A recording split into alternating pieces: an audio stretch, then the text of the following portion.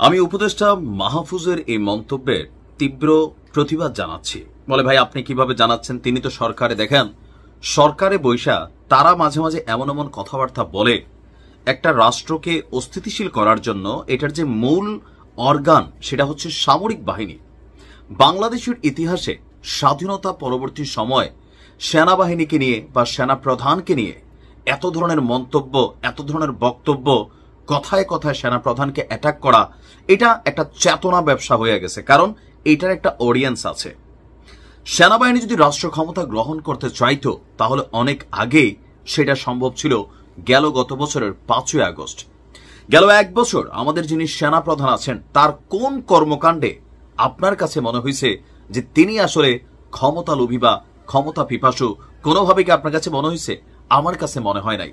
তারপর অনেকের কাছেই মনে হচ্ছে, কারণ এই ইস্যুটা নিয়ে মার্কেট গরম রাখা যায়। আমরা কথা বলছি যে আবারও সামরিক শাসন আসতে যাচ্ছে, সেনা শাসন আসতে যাচ্ছে, পদধ্বনিও নাকি শোনা যাচ্ছে। এই পদধ্বনি আবার কারা শোনেন? এই টোটাল এনসিপির যত নেতাকর্মী আছে তারা এবং তাদের যারা বড় ভাইরা সরকারে আছেন তারাই কিন্তু শোনেন। কারণ দুই বড় ভাই, এক মাহফুজ তিনি আওয়াজ শুনছেন, আর আরেক আসিফ মাহমুদ তিনি আবার বলছিলেন সেনাপ্রধান বুকে পাথর চাপা দিয়া নাকি বলছিলেন যে ডক্টর ইউনূসকে এই পদে দেওয়াটা আসলে খুব কষ্ট করে তিনি মাইনা নিছেন। এগুলো আমাদেরকে দেখতে হয়।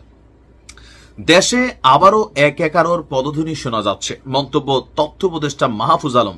বিএনপির যিনি একজন বস আছেন সালাউদ্দিন ভাই, তিনি আবার ট্রল করে বলছেন 1 ঘন্টা পরে এই পোস্ট ডিলিট দিয়ে দিবে। কারণ মাহফুজ মাঝে মাঝে এই কাজ করে, আর এই সরকারের যিনি প্রধান তিনিও করেন। তার বক্তব্য হচ্ছে যে 1-11 পদধ্বনি শোনা যাচ্ছে, তবে জুলাই জয়ী হবে, জনগণের লড়াই পরাজিত হবে না। এই যে জনগণরে মূর্খা বানানোর খেলা, জনগণরে ভোদাই ভাবার খেলা, জনগণরে চেতনা চেতনা খেলা, এগুলা মানুষ এই মুহূর্তে এদের কথাবার্তা যে কি পরিমাণ বিরক্ত এরা নিজেরাও আসলে বোঝে না।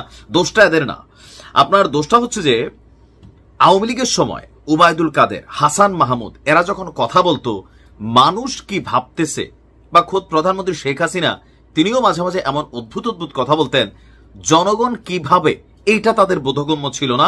আশেপাশে চাটুকার শ্রেণী এমন লেভেলে ছিল যে জনগণের ভাষাটা, মানুষের চিন্তাটা ওনাদের নফসের মধ্যে কাজ করত না। এজ এ রেজাল্ট করুণ পরিণতি, দেশ ছেড়ে পালানো। এই মুহূর্তে এই মাহফুজরাও যখন ক্ষমতার মসনদে বসছে, তাদের মন মস্তিষ্ক বা আশপাশে চাটুকার শ্রেণী অথবা ক্ষমতালোভী একটা মেন্টালিটির মানুষ এমন ভাবে জায়গা বসছে, এরা যে কি বলে, এদের এই কথাগুলো 1 বছর পরে মানুষকে খাচ্ছে নাকি খাচ্ছে না, এদেরকে নিয়ে যে মানুষ ট্রল করতেছে, সান্ডা না মাহফুজ, সান্ডা সান্ডা, মুলা না মা সান্ডা, সান্ডা সান্ডা, এই ধরনের ডায়লগে কিন্তু এই মাহফুজকে নিয়ে আসছে। তিনি হয়তো ভুলে গেছেন। গেল কয়েকদিন আগে শিবিরকে নিয়ে, জামাতকে নিয়ে গুতা দেওয়া মাহফুজ তিনি আবার বলছেন আন্দোলনের সময় শিবির, যেখানে নাহিদ ইসলাম বলতেছে যে শিবিরের ভূমিকা কি ছিল, সেটা নিয়ে মাহফুজ আবার শিবিরের পক্ষ অবলম্বন করছে, থেরাপি পাইছে। মাঝখানে দেখছেন না জামাত নিয়ে কি কাহিনী। তো এই দেশটা হয়েছে কি, যখন যেদিকে ছাতা ধরলে লাভ হয় ওইদিকে ছাতা ধরে। সেনাবাহিনী বাংলাদেশের একটা অর্গান, মূল অর্গান। এই বাহিনীটাকে নিয়ে বা বাহিনীর বিভিন্ন অফিসারদেরকে নিয়ে বিভিন্ন সময় যে নোংরা, প্রকাশ্যে অশ্লীল, দুঃসাহসী অ্যাক্টিভিটিস, মন্তব্য, আমার মনে হয় যে সেনাবাহিনীও মনে হয় হাতে চুরি পইরা ফেলছে মাঝে মাঝে মনে হয়। কারণ এই অভিযোগগুলো নিয়ে জাস্ট একটা বিবৃতির মধ্যেই শেষ হয়ে যায়, যার কারণে পরবর্তী সময় আরেকজন এই ধরনের বক্তব্য দিতে পারে।